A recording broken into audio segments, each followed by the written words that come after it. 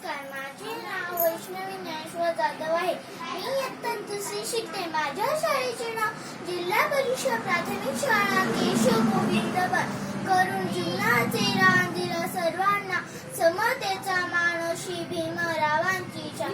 भल्या भल्यांची झुकते येथे मान, भल्या भल्यांची झुकते येथे मान.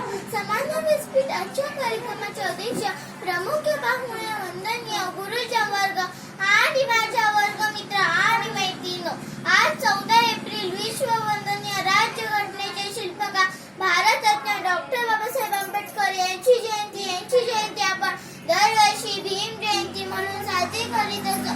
सर्वप्रथम सर्वांना भीम जयंतीच्या खूप खूप शुभेच्छा. डॉक्टर बाबासाहेब आंबेडकर हे भारतासाठी एक आदर्श व्यक्तिमत्व आहे. त्यांचे पूर्ण नाव भीमराव रामजी आंबेडकर हे होते. डॉक्टर बाबासाहेब आंबेडकरांचा जन्म 14 एप्रिल 1891 रोजी मध्य प्रदेशातील महू या गावी झाला.